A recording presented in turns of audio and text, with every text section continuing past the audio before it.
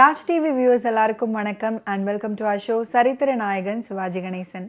இந்த நிகழ்ச்சியில் சிவாஜி அவர்களுடைய ஃபிலிம் கெரியரில் நடந்த பல இன்ட்ரெஸ்டிங்கான விஷயங்களை நம்ம பார்த்துக்கிட்டு இருக்கோம். அந்த வரிசையில் இன்னைக்கு எபிசோட்லையும் பல சுவாரஸ்யமான அப்டேட்ஸ் உங்களுக்காக காத்துக்கிட்டு இருக்கு. வாங்க நிகழ்ச்சிக்குள்ள போகலாம். நடிகர் திலகம் சிவாஜி கணேசன் அவர்களின் திரைப்பயணத்தில் எங்கிருந்தோ வந்தால் 1970ஆம் ஆண்டு வெளிவந்த திரைப்படமாகும். ஏசி திருலோகச்சந்தர் அவர்கள் இந்த திரைப்படத்தை இயக்குனார். இந்த திரைப்படம் 1963ஆம் ஆண்டு தெலுங்கு திரைப்படமான புனர்ஜன்மாவின் மறு ஆக்கமாகும்.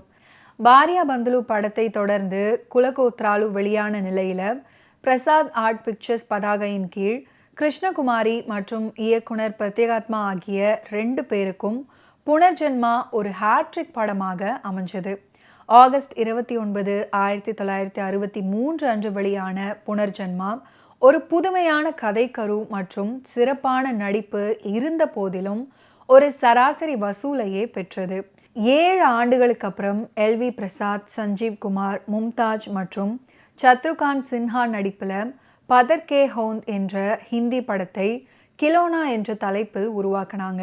அது ஒரு மாபெரும் வெற்றி பெற்றது. திரைக்கதையை எழுதிய குல்ஷன் நந்தா தன்னுடைய நாவலை அப்படியே பின்பற்றினார்.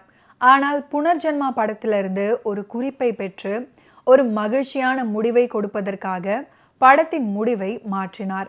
இந்த நாவல் எங்கிருந்தோ வந்தால் மற்றும் அமிர்தவாஷினி என்றும் உருவாக்கப்பட்டது. இந்த நாவல் தான் எங்கிருந்தோ வந்தால் அப்படின்னு தமிழ்லையும் அமிர்தவாகினி அப்படின்னு மலையாளத்திலையும் உருவாக்கப்பட்டது. புனர்ஜன்மா கதையின் நாயகன் ஒரு சிற்பி ஒரு பெண்ணின் சிலையை வடித்து அதன் மேல் தீரா காதலுடன் இருக்கிறான். ஒரு நாள் தான் வடித்த சிலையின் அழகில் அவன் மயங்கி இருக்கும்போது அதிலிருந்து ஒரு நடன பெண் வெளிப்பட்டு அவனுடைய பாட்டுக்கு நடனம் ஆடுறாங்க. இந்த வகையில் அவன் கற்பனை உலகில் தன்னை மறந்து சஞ்சரித்து கொண்டிருக்கும் போது அந்த சிலை தீப்பற்றி கொண்டு எரிந்து போகிறது. இந்த விபத்தை தாங்கிக் கொள்ள முடியாமல் சிற்பி சித்த சுவாதனம் இழக்கிறான். 60களின் கடைசியில் குல்ஷன் நந்தாவின் நாவல் ஹிந்தி திரைப்படத்துக்காக வடிவம் பெற்றபோது அதன் திரைக்கதை அமைப்பில் அவரும் பங்கு கொண்டார். சிதைந்தது சிலை என்பதை மாற்றி நாயகன் கைப்பிடிக்க வேண்டிய காதலி நிர்பந்தத்தின் காரணமாக ஒரு கயவனுக்கு மனைவியாகிறாள். பின்பு அவளுடைய திருமண நாளில் தீக்கு இரையாகிறாள். அதை நேரடியாக பார்க்கும் நாயகன் சித்த சுவாதீனத்தை இழக்கிறான் என்று கிலோனாவிற்கான கதையை மாற்றினார்கள். கிலோனாவில் கொண்டு வரப்பட்ட இந்த மாற்றத்தை எங்கிருந்தோ வந்தால் அப்படியே பின்பற்றியது. கிலோனா ஹிட் படம் அப்படின்றதுனால அதன் அம்சங்களை யாராவது மாற்றுவார்களா என்ன?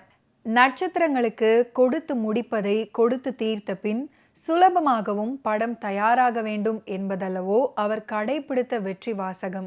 எப்படியும் அவர் காட்டில் மழை பெய்து கொண்டிருந்த காலகட்டத்தில் எங்கிருந்தோ வந்தால் எங்கோ மறைந்து போய்விடாமல் நல்ல வரவேற்பை பெற்றுவிட்டது. வெகுஜன ஹிந்தி வாசகர்களுக்காக குல்ஷன் நந்தா திரித்த பத்தர் கே ஹோன் கதை தெலுங்குல புனர்ஜன்மா அப்படின்னும் ஹிந்தியில கிலோனா அப்படின்னும் தமிழ்ல எங்கிருந்தோ வந்தால் மலையாளத்தில் அமிர்தவாகினி அப்படின்னும் மீண்டும் மீண்டும் அவதாரங்கள் எடுத்துவிட்டது.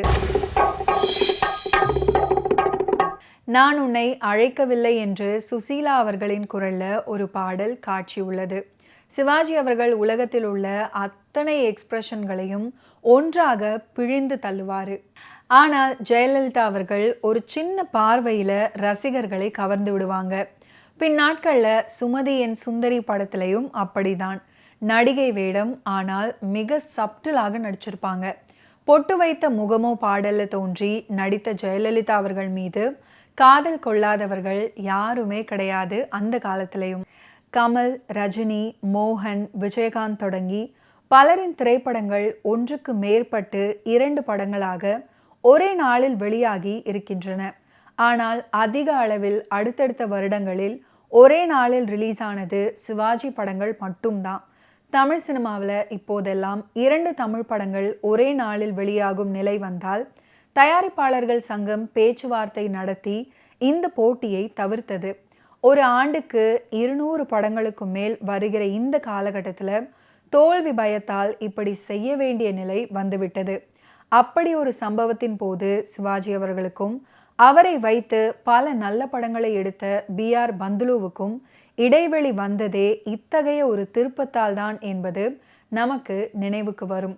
சிவாஜி அவர்களை நாயகராக கொண்ட முரடன் முத்துவை பந்துலு தயாரித்து முடித்த போது சிவாஜி அவர்களின் 100வது படமாக அறிவிக்கப்பட்டிருந்த நவராத்திரிக்கும் அதற்கு இடைவெளி விடுங்கள் என்று பந்துலு கேட்டுக்கொள்ளப்பட்டார். ஆனால் பந்துலு அதை ஏற்கவில்லை. சிவாஜி அவர்களின் விருப்பத்திற்கு மாறாக நவராத்திரி வந்த 11/3/1964 அன்றே முரடன் முத்துவை வெளியிட்டாங்க. அதுக்கப்புறம் அவர் நிரந்தரமாக சிவாஜி அணியிலிருந்து வெளிவர வேண்டியதாகிவிட்டது. ஆனால் அதுக்கப்புறம் எம்ஜிஆர் பந்துலுவை இறுக அணைத்து கொண்டு அவருடைய தயாரிப்பில் தொடர்ந்து நடிச்சாரு. பந்துலுவின் கடைசி படமும் எம்ஜிஆரின் கடைசி படமும் மதுரையை மீட்ட சுந்தரபாண்டியன் என்று அமைந்து போனது. முரடன் முத்து, நவராத்திரி என்றில்லாமல் சிவாஜி அவர்களின் இடைவிடாத நடிப்பில் தொடர்ந்து பல படங்கள் வந்து கொண்டிருந்த காலகட்டங்களில் அவர் நடித்த 2 படங்கள் ஒரே நாளில் வரக்கூடிய நிகழ்வுகள் நடந்து கொண்டுதான் இருந்தன. சிவாஜி அவர்களையும் எம்ஜிஆர் அவர்களையும் இணைத்து T.R. ராமண்ணா எடுத்த கூண்டுக்கிளியும், சிவாஜி முக்கிய வேடத்தில் நடித்த அருணா ஃபிலிம்ஸின் தூக்கு தூக்கியும் 1954ஆம் ஆண்டின் ஆகஸ்ட் 26ஆம் தேதி வெளிவந்தன. கூண்டுக்கிளி தோல்வியை தழுவ தூக்கு தூக்கி ஒரே தூக்காய் தூக்கியது. ஆனால் இந்த 2 படங்களும் ஒரே நாளில் வந்து வெவ்வேறு முடிவுகளை சந்தித்த விஷயம் ராமண்ணாவை சிந்திக்க வைத்தது. கூண்டுக்கிளியில சமூக யதார்த்தங்களை அவர் காட்டியிருந்தார். யதார்த்தங்களிலிருந்து விடுபட நினைத்த மக்கள் அதை புறக்கணித்து விட்டார்கள். மாறாக அதே நாளில் வந்த தூக்கு தூக்கி 20 வருடங்களுக்கு முன் வந்த ஒரு மசாலா படத்திற்கு மறு வடிவம் கொடுத்து வசூலை அள்ளியது. இதே பாணியில ராமண்ணா செயல்பட நினைச்சாரு. V.A. செல்லப்பா நடித்த பழைய குலே பகாவலி படத்தை எம்ஜிஆரை வைத்து பொழுதுபோக்கு படமாக எடுத்தாரு. வெற்றி கனி கிட்டியது, காசு பணம் கொட்டியது. 1952 தொடங்கிய சிவாஜி அவர்களின் நீண்ட நடிப்பு அத்தியாயத்தில் பல இரட்டை திரைப்படங்கள் பிறந்திருக்கின்றன. சிவாஜி அவர்களின் வேகத்திற்கும் உழைப்பிற்கும் கிடைத்த வெற்றிக்கு சான்றுகள் தான் அவை. நவம்பர் 13, 1955 வந்த 2 சிவாஜி திரைப்படங்கள். கோடீஸ்வரன், கல்வனின் காதலி அந்த வருட தீபாவளி திங்கட்கிழமையில் வந்ததால அதற்கு முந்தைய வெள்ளிக்கிழமையில் ரிலீஸ் ஆன இந்த படங்கள் அடுத்த ஆண்டில் பொங்கல் பரிசுகளாக வந்த படங்கள். நான் பெற்ற செல்வம், நல்ல வீடு. சில ஆண்டுகள் மாதம் ஒரு முறை அப்படின்ற வகையில் சிவாஜி அவர்களின் திரைப்படம் வெளியிடப்பட்டு வந்தன. மீண்டும் 1960 தீபாவளி பரிசாக 2 திரைப்படங்கள் வெளிவந்தது. அவை பாவை விளக்கு, பெற்ற மனம். 2 படங்களுமே எதிர்பார்த்த வெற்றி பெறவில்லை என்பது வேறு விஷயம். அடுத்த ஆண்டு ஜூலை 1 தேதி வந்த படங்கள் எல்லாம் உனக்காக, ஸ்ரீவள்ளி. இதுக்கப்புறம் ஒரு சில ஆண்டுகளுக்கு சிவாஜி அவர்களின் பட தயாரிப்பாளர்கள் பட வெளியீடுகளை மாதத்திற்கு 1 என்று வரிசைப்படுத்தி கொண்டிருந்தார்கள். 1967 நவம்பர் 1 தேதி தீபாவளி வந்துச்சு. இருமலர்கள், ஊட்டி வரை உறவு ஆகிய 2 சிவாஜி திரைப்படங்கள் ரிலீஸ் ஆகி வெற்றியும் பெற்றன. 1970 சொர்க்கம் எங்கிருந்தோ வந்தாள். 1971 சுமதி என் சுந்தரி, பிராப்தம். 1975 டாக்டர் சிவா, வைர நெஞ்சம். 1982 ஊரும் உறவும், பரீட்சைக்கு நேரமாச்சு. 1984 இரு மேதைகள், தாவணி கனவுகள். 1987 கிருஷ்ணன் வந்தான், ஜல்லிக்கட்டு அப்படின்னு 2 படங்கள் சேர்ந்து வெளிவரும் சாகசத்தை சிவாஜி அவர்கள் தொடர்ந்து நிகழ்த்தி கொண்டே இருந்தார். அந்த நாள், கல்யாணம் பண்ணியும் பிரம்மச்சாரி ஆகிய திரைப்படங்கள் 1954 ஒரே நாளில் வெளிவந்துச்சு. அன்று தொடங்கிய சிவாஜி அவர்களின் இரட்டை செல்லுலாய்ட் வண்டி 30 வருடங்களுக்கு மேல் ஓட்டம் நடத்தி ஒரு கின்னஸ் சரித்திரம் படைத்திருக்கிறது. நடிகர் திலகத்தின் உழைப்பு இந்த வகையில் இருந்தது என்கிற போது அவருக்கு ஈடு கொடுப்பது போல திரைத்துறையும் இருக்க வேண்டும். திரைப்படங்களுக்கான கதைகள் அப்படி ஒன்றும் சாதாரணமாக கிடைக்கவில்லை. இதற்கு பல வழிகள் இருந்தன. வெற்றிகரமான மேடை நாடகங்கள் திரைக்கு வருவது ஒரு முறை. பாவலர் பாலசுந்தரம் என்பவர் எழுதி மேடையில் வெற்றிகரமாக நடந்து கொண்டிருந்த பராசக்தி நாடகம்தானே சிவாஜி அவர்களின் முதல் படத்துக்கு வித்திட்டது. கோட்டீஸ்வரன் என்ற சிவாஜி அவர்கள் படமும் P.V. வாரேகரின் ஹாஜ் முலாசா பாப் என்ற மராத்திய நாடகத்தின் அடிப்படையில் எடுக்கப்பட்ட படம்தான். தூக்கு தூக்கி, குலே பகாவலி போன்ற பழைய திரைப்படங்கள் மறுசுழற்சிக்கு கொண்டு வரப்பட்டது இன்னொரு முறை. நாவல்கள் படமாக்கப்படுவது இன்னொரு முறை. கல்கியின் கல்வனின் காதலி, அகிலனின் பாவை விளக்கு, மூவாவின் பெற்றமணம் ஆகியவை அப்படிதான் திரைக்கு வந்தன.